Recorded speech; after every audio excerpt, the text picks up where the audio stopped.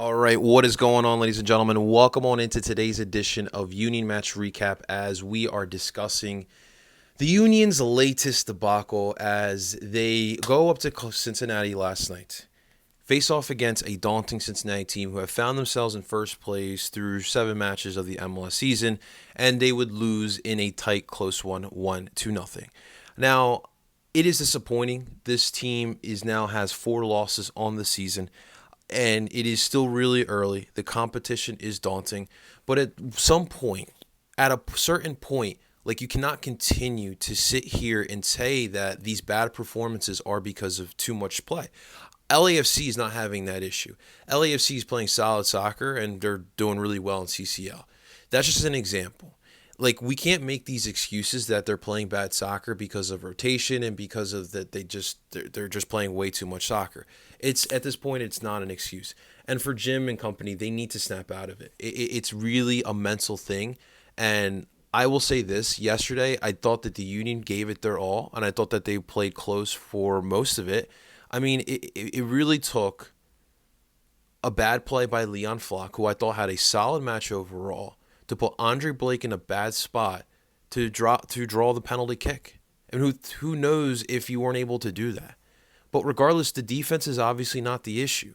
It's the attack. It's this attack that can put up opportunities, but they cannot capitalize and cannot put goals in. And this is the frustration part about this team. Cincinnati, I'm okay with them having that early win, right? Like it's fine. In hindsight, it is fine.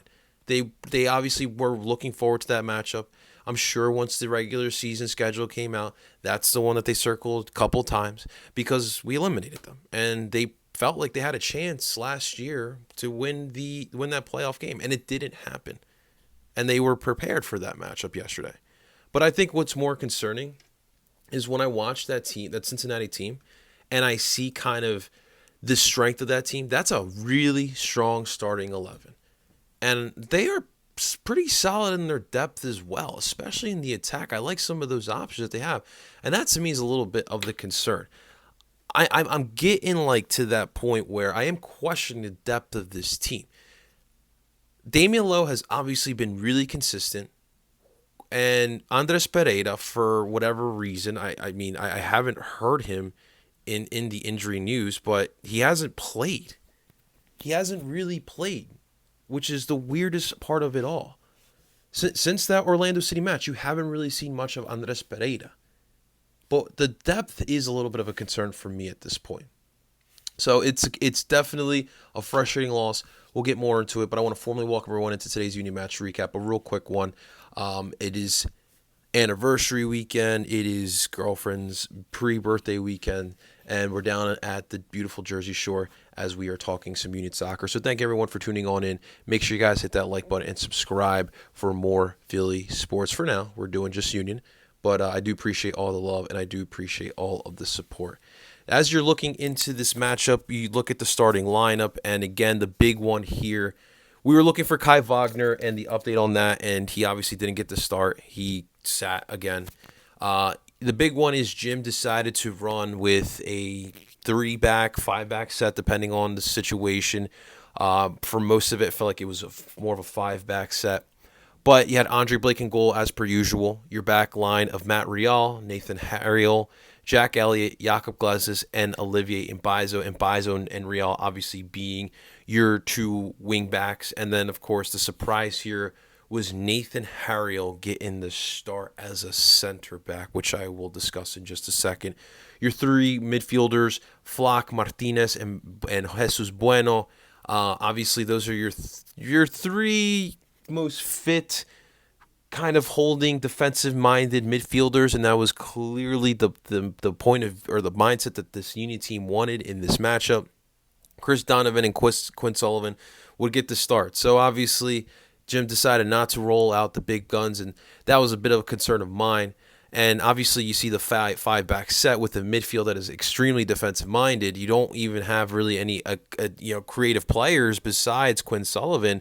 And that was my concern in the preview show. I didn't want this team to go into Cincinnati with an atmosphere that felt like a playoff match with a defensive-minded type of lineup. And that's exactly what they did.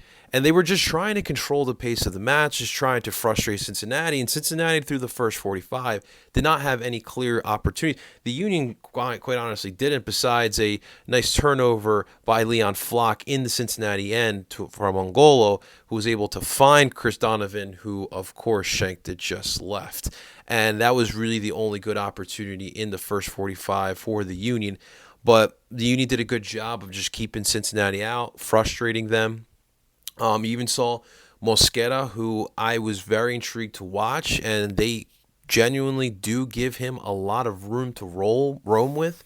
It is quite interesting the kind of the way that they do play with him there, and so it was an interesting line, it's an interesting way that they do to kind of attack, and that is FC Cincinnati. In the second half, Cincinnati turned it up. They had some nice opportunities. They were putting the Union on their heels. They were using a lot of the width of the attack, especially from what I noticed, a lot of the attack was going down the right-hand flank, trying to test Matt Rial. I guess Nathan Harriel as well as that center back. That's not really what you want to do with Nathan Harriel. But regardless, obviously the big moment here for Cincinnati, of course, came in the 68th minute. As Luciano Acosta going 1v1 with Nathan Harriel, then finds himself Leon Flock, and Leon Flock just doesn't do a good job of just clearing the ball, and Luciano Acosta wins it from him, and then it forces Andre Blake to step up and try to make a play on Luciano Acosta, and unfortunately, Andre with an uncharacteristic foul in the box. It was a weird scrum because you had Brandon Vasquez with an opportunity. Brenner then gets the rebound and he nails it in, and they think that he got the goal at that point. But then after the VAR check, it was a PK awarded to Cincinnati. Luciano Acosta goes up to the spot, and you know he's going to bury that bad boy. Place goes dark. The blue lights go crazy, and FC Cincinnati are up 1-0. And it was so frustrating because the Union really just wanted to. You could tell they really just wanted to go in there and get themselves a point. They were not looking to go into a dog fight, but that's unfortunately what it kind of turned into. So now for 30 minutes, you got to try to find a way to get a freaking goal. And kind of just turn it around. And it's obviously the mindset changes from sitting back a little bit defending to now you got to find a way to attack and get some more opportunities. And at that point, they definitely did find some more of those opportunities that they were looking for. They decided to put in some of their big guns. You saw Carranza, Gazdag, Ure put back out there. Alejandro Bedoya got sent back out there as well. They decided to put Jack McGlynn in there too. So they really put a lot of their big guns in there looking to find another goal. It was very much more attack-minded. But at the end of the day, with some nice opportunities. You know, Carranza's last shot was just abysmal. It was just like trying to keep kicking it back in, and he hits Jack Elliott's hand, and it was just a terrible, terrible, terrible look. Jesus Bueno, let me not forget Jesus Bueno. Jesus Bueno had the best opportunity in the beginning of the first half with that shot he was just found wide open, and Quinn Sullivan was able to just drop the pass off, and he just kind of sails it. But other than that, nothing really too much. Daniel Gazek had a nice little chip off the outside of his boot that just sailed wide. And it's, again, this team being able to push the ball up, being able to find ways to get into the final third, but we're not being clinical in that final third. And they just seem off. And I think in this one, the problem was the mindset going into it was very conservative. It was, let's just sit back. We're just trying to get a point. Just defend them. Don't make anything too easy for them. And just keep Andre Blake as clean as possible. And Pat Noonan wanted to draw blood. Pat Noonan and the boys wanted to go out there and get 3 points. They played motivated. They treated that game like it was their own CCL. And that's the problem. It is so difficult to keep that energy, to keep that intensity for every single match that you do play. But that's unfortunately what you have to do. Cincinnati does not care. They actually rejoice the fact that you played in CCL early in the week because they know they're not going to get the best of you. And that's a bit of a concern. The mindset is obviously the problem. I don't like, kind of rolling over to a Cincinnati team that were looking to pounce on you. You kind of just were asking for it, in my opinion. And just some of the decisions, like putting I get it. You don't want to put Damian Lowe. Probably Damian Lowe is going to start on Wednesday, and I get that. But you're really telling me you don't trust Craig in a situational spot like that? Like, obviously, you know me. I'm not really a guy who puts a lot of stock in a training camp or spring training, whatever you want to call it. But Brandon Craig has shown me good stuff in those type of situations, in those type of preseason games. He's done a good job with the youth national team. You're telling me he can't get a spot start for 60 minutes in this situation? I get it. It's tough on the road. He was in the 18 as well. But you're telling me you really trust Nathan Harriel over Brandon Craig? Brandon Craig's a natural center back. And he's playing with Elliot Iglesias, two of the best in the league. I just didn't understand that one, and I did not like putting Nathan Harriel in that spot.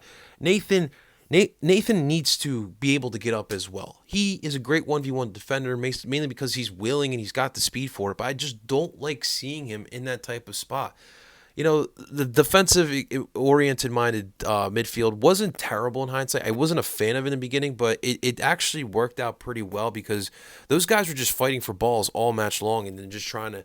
The problem was the connecting of it, the connectability, which we always talk about, like how do you connect the back line to the front line in the attack, and that was a bit of the problem. And when you don't have Kai Wagner on that one side, Matt Real did his best, but it's just kind of hard. You don't have that same chemistry with those shuttlers and those fullbacks that make it so dangerous in the attack going up. And unfortunately, that was kind of the bit of the issue. I'm so upset about Leon Flock simply because I know people have been getting after him after these past couple performances. You didn't see him in CCL on Tuesday. And Jim, obviously, with the struggles in the attack, is steering a little bit away from Leon. I like that he did go with Leon. I thought Leon overall had a great match. But the problem is, in the crucial moment, he's a factor of the reason why a penalty kick was allowed. And that's the upsetting part about it. But we'll have to see what Leon's role is going forward, but it has definitely been a rough start to the season here for Leon, Jim, and the boys.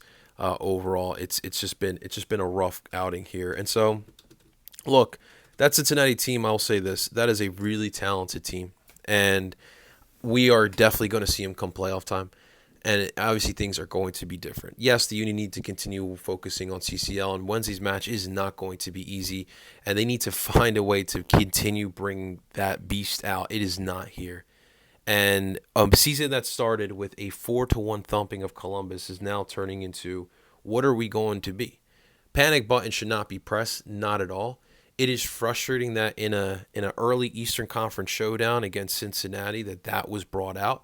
But all can be forgiven, honestly, with an advancement in CCL. And obviously, with the disgusting behavior of the Atlas fans over the past week, I think a lot of Union fans are looking forward to just a thumping on Wednesday against Atlas and hoping that – is that – what? Thursday? No, I thought that was – did they just reschedule the Atlas match? It's saying Thursday at 3, but I'm pretty sure I could have sworn I saw that on Wednesday. But, I'll double check before we head in there. But look, overall, I mean, at least we have our U15s that are destroying everyone. But right now, this team just needs to, and I know I feel like I'm saying this over the last 2-3 recaps, but they just need to get back to their way. And they have the guys to do it. And obviously Kai Wagner coming back will be a big help as well. But these guys need to get back to their old form. They need to get back on the same page. And I'm hoping maybe CCL being away does help that, but it's not an excuse anymore. You got to go out there and you got to play who you got, and they have to do a better job. We'll keep talking about it. We have a long week here. Atlas again on Wednesday or Thursday. We'll find that out for sure. And then we got Chicago next Saturday. And that's a great way to kind of knock the yips, as we've been calling it, out, because Chicago is not always granted for the Union, and going on the road in MLS is always tough. And so hopefully that could be a match where you absolutely just thump the Chicago Fire. But the mindset of the team is a bit of a concern. The depth to me is a bit of a concern. So we'll see how this continues going on. But thank you so much for watching, guys. I really do appreciate it. Make sure you guys hit that like button, subscribe for more Philly sports. Until next time, I go by the name of Parcero Philly, and I'm telling you guys to dupe on. Just keep that head up. Keep that head up, guys. I'll talk to you soon.